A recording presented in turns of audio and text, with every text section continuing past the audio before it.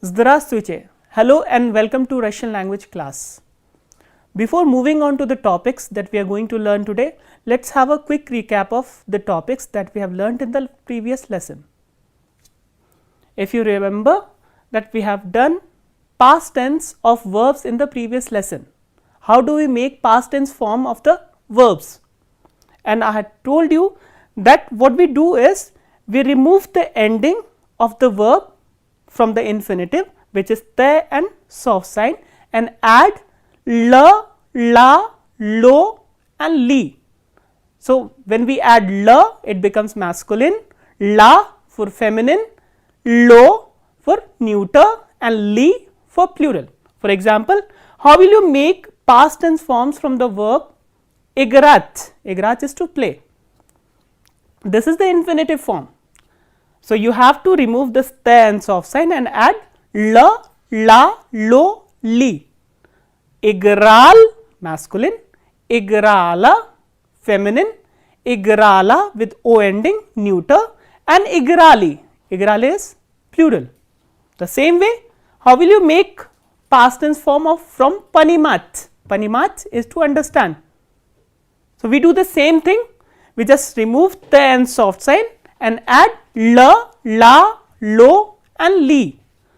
So, what will be the past tense forms from panimat?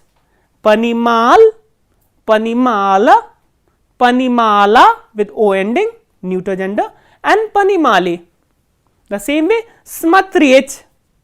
Smatrech is to watch or to look. And how will you make past tense form from smatrech? You do the same thing, remove te and soft sign and add la, la, lo and li. Smatriel masculine, smatriela feminine, smatriela with o ending neuter, and smatrieli plural. Gulyat. Gulyat is to walk. Gulyal masculine, gulyala feminine, gulyala with o ending neuter, and gulyali plural. So, this is how we make the past tense form of verbs. The another topic that we had done in the last lesson was a comb and a chom, and with plural nouns. So, how do we change the plural nouns in the prepositional case? I have written here one interrogative sentence. A comb on chasta spaminait. A comb on chasta spaminait. Chasta is often, spaminat is to recollect or remember. So, who he remembers about often. So, how will you answer this question using these two nouns? I have written two plural nouns here, and you have to use these two nouns while answering this question. A comb on chasta spaminait. A comb, so in place of comb we have to use radicili. What is radicili? Radicili parents.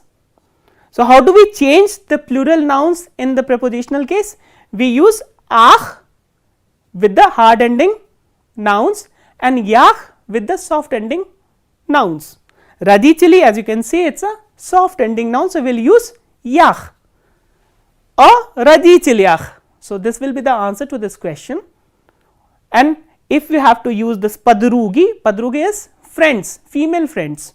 So, how will you change padrugi in the prepositional case? Padrugach. Padrugach on chasta spaminait a padrugach. So, he often remembers about his friends, female friends. So, this is all about the revision part. So, we will move on to the topics that we are going to learn today.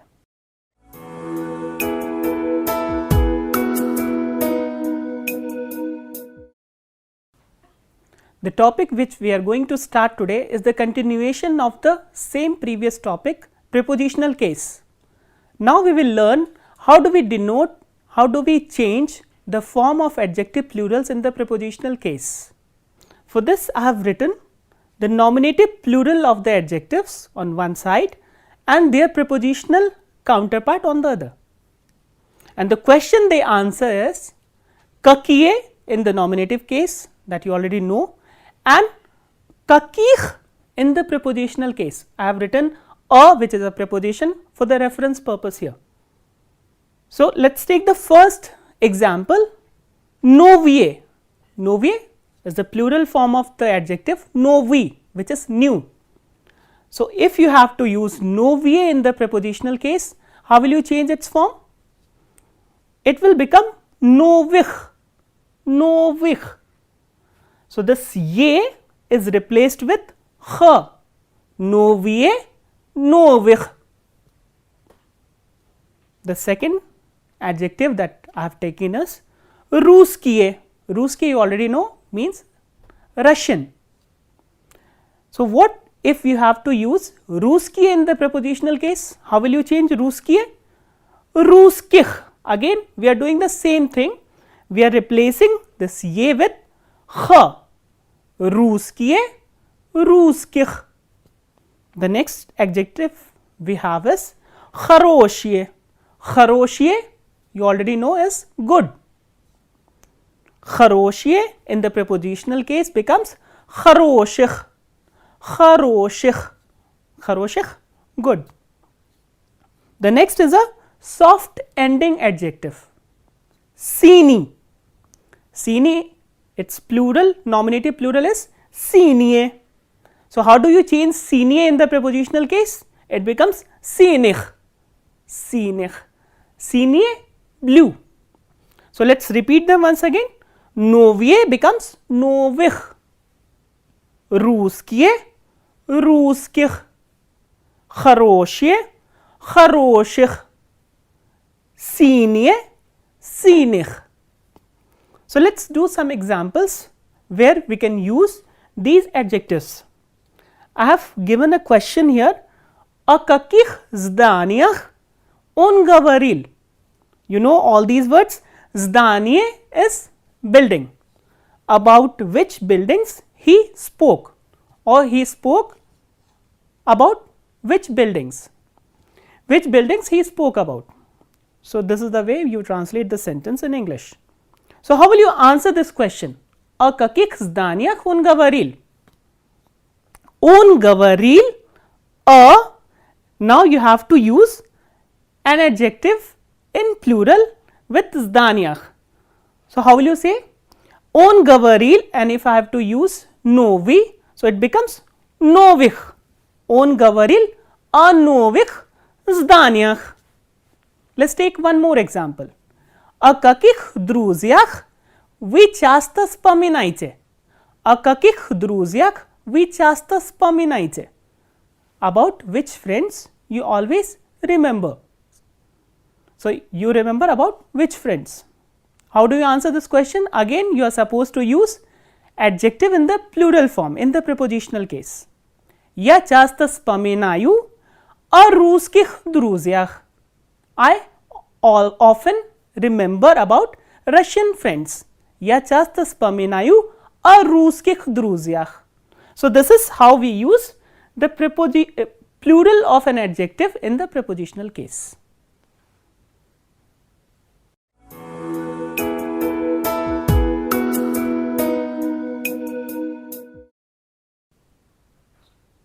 We will now learn two very important verbs, stayat and stoit.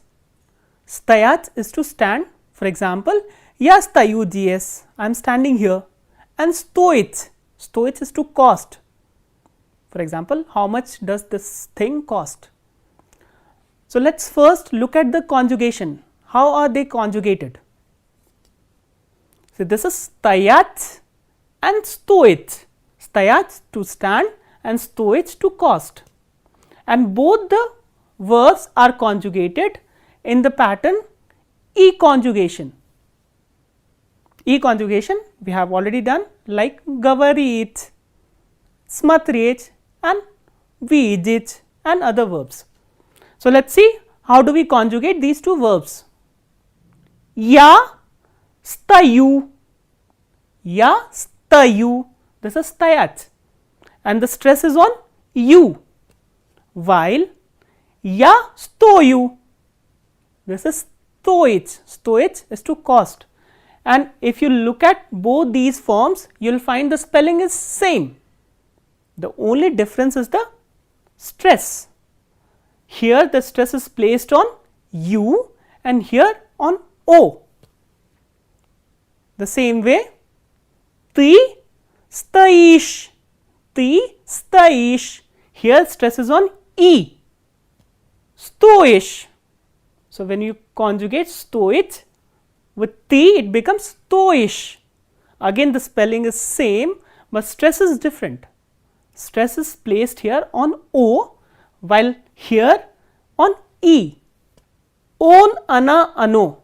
So, with on ana ano, third person singular number, stayach is conjugated as stait, stait, while stoit is conjugated as stoit, stait and stoit. Again there is a difference in the placing of the stress. Here stress is on E and here stress is on O.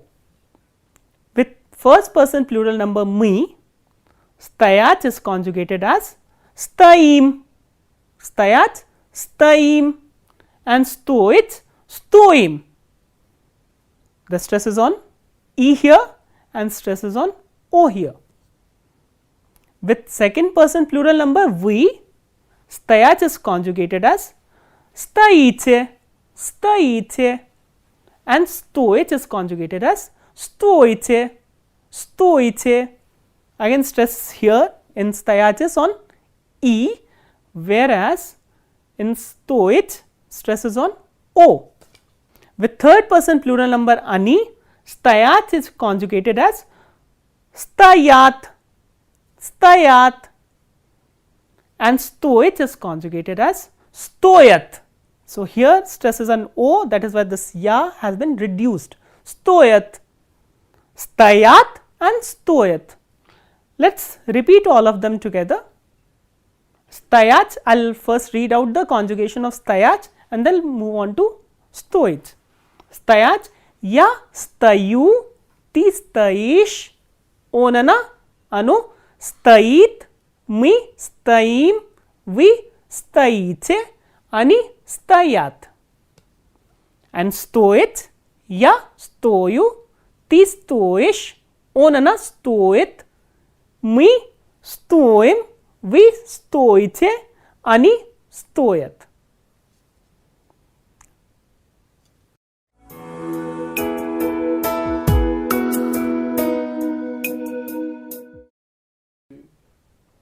We have discussed the verb stoit, which means to cost. So, now we will learn the construction skolka stoit, skolka stoit. This construction is very common in Russian, and what does it mean? It means how much does something cost. Skolka is how much or how many. I have written here two forms, skolka stoit. Stoit is the third person singular form of the verb stoit, and skolka stoyat. Stoyat is the third person plural number of the verb stoit. So, if you use skolka stoit plus a noun in the nominative singular, it will mean the singular form, which means how much does this thing cost. So, we are talking about the singular thing. But if we say skolka stoyat and plus noun in the nominative plural, it will mean how much do these things cost. So, this is the plural form. So, we have two forms here, singular when we say skolka stoit and plural when we say skolka stoyat. For example, skolka stoit slavar. As you already know that slavar dictionary is singular. Skolka stoit slavar. What does it mean? It means how much does this dictionary cost, or how much does the dictionary cost. The second question here is skolka stoit sumka. Sumka is a bag. So, how much does the bag cost, or how much is the bag? The next is the plural form, the second construction, skolka stoyat ruchki. Skolka stoyat ruchki. How much do these pence cost. So, this is the plural form and these two are singular, skolka stoit and skolka stoyat. So, now the question is, how do we answer these questions? How do we answer these questions? So, to answer these questions, we would require either rupees or dollar or ruble. So, we will limit ourselves to these three currencies. So, we will find out how do we use these three currencies while answering these three questions.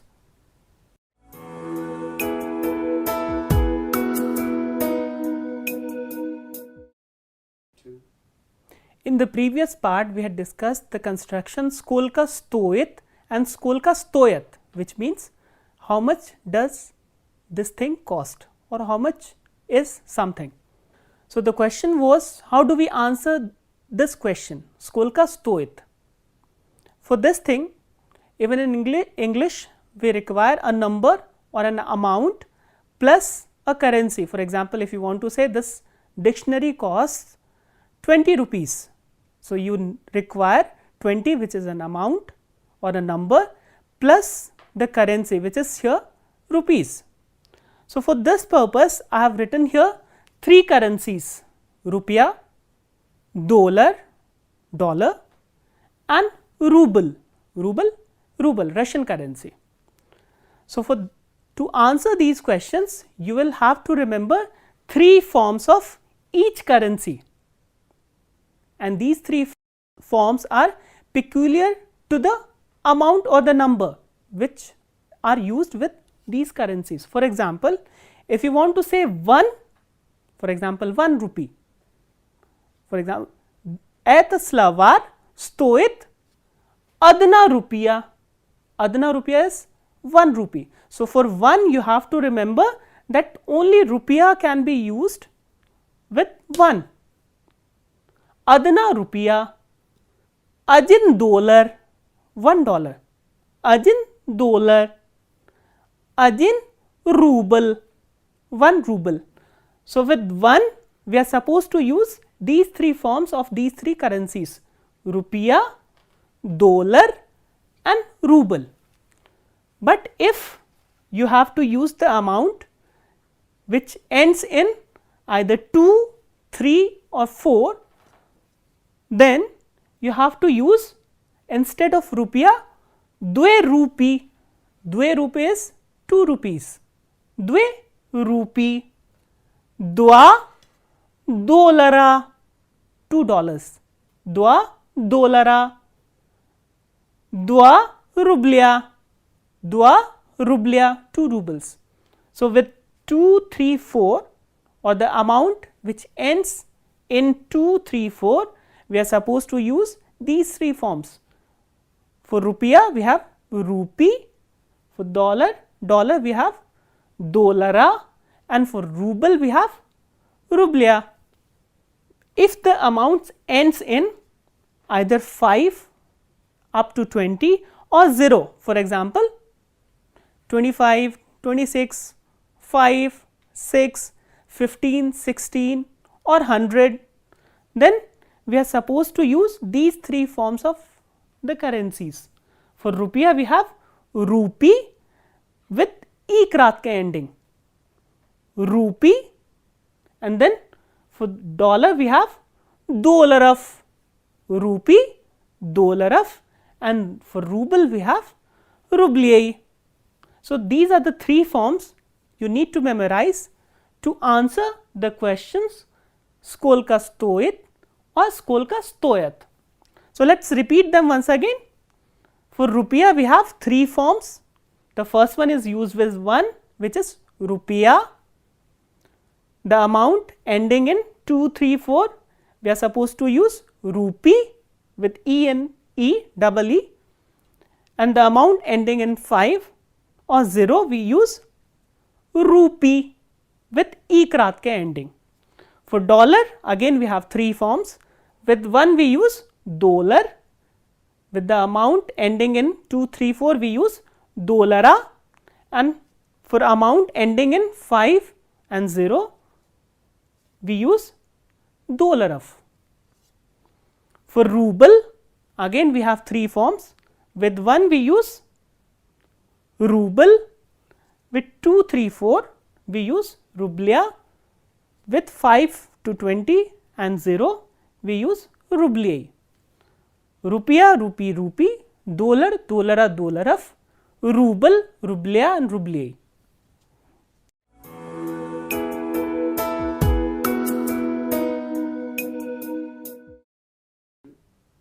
Let us do some examples from the currencies ruble, rupiah and dollar to get a better understanding of the changes. I have written here the question, Skolka stoit slavar, how much is the dictionary? So, how do you answer? You answer with the number plus the currency. I have written here 11 and you have to use it with dollar. So, I have already told you with 5 up to 20 we use the third form which was dollaraf, aji natsach dollaraf, slavar stoit aji natsach dollaraf. And the same thing 45 if you have to use with ruble, how will you say? Sorak pyach rublei, slavar stoit sorak pyach rublei. The dictionary costs 45 rubles. The second question, here I have used the plural form, Skolka stoyat ruchki, Skolka stoyat ruchki. So, how much do these pens cost or how much are the pens? And you have to use 46 with rupiah, 60 with ruble and 92 with dollar. And I have told you if the amount ends with 5, 6 up to 20 or 0 we use rupee with ikrat ke ending. So, here sorak which is 40, shesh 6 rupee, sorak shesh rupee. What was 60? How do we say 60 in Russian? Shizdisyat, shizdisyat rublei, shizdisyat rublei. 92. So, if the amount ends in 2, 3, 4 we use the second form. So, what is the second form of dollar? Dollara, jivinosta which is 90, dwa 2, 92 is jivinosta dwa dollara. So, aji natsach dollaraf, sorak pyach rublei, sorak shesh rupee with ikrat ke, shizdisyat rublei, jivinosta dwa dollara. So, this is how we answer the questions Skolka stoit or Skolka stoyat.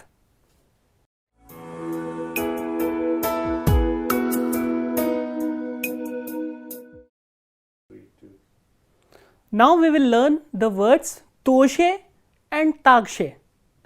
Toshe and takshe, both the words are generally translated as also.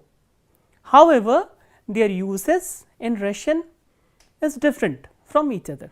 So, let us find out what is the difference between their uses in Russian. See, toshe which means also is an adverb, whereas takshe is a conjunction. So, this is the first difference in these two words. I have written here two sentences. Ram smotrit televisor. Ram smotrit televisor. Ram is watching television. Televisor, television. Mohan toshe smotrit televisor. Mohan toshe smotrit televisor. Mohan is also watching television. So, here I am using toshe. Let us move on to the other two sentences here. Alexandr хорошо говорит по-русски. Alexandr, which is a Russian name, speaks Russian well. Он также хорошо говорит по-испански. He also speaks Spanish well. So, here I am not using toshe, I am using takshe. So, can you find out the difference in their uses? See, here the subjects are different. So, when you are making a single statement, about two or more persons or things, we use toshe. But if you are making two different statements about the same person or thing, we use takshe. So, here as you can see, the subjects in both the sentences is one, which is Alexandre, but here subjects are different. So, when the subjects are different or you are making statements about two persons or thing, we use toshe, but if you are making statement about one person or thing, we use takshe. So, this is the difference in their uses. I will repeat the sentences once again, just listen to the sentences carefully. Ram смотрит телевизор. Мохан тоже смотрит телевизор. Александр хорошо говорит по-русски. Он также хорошо говорит по-испански. По-испански – Spanish.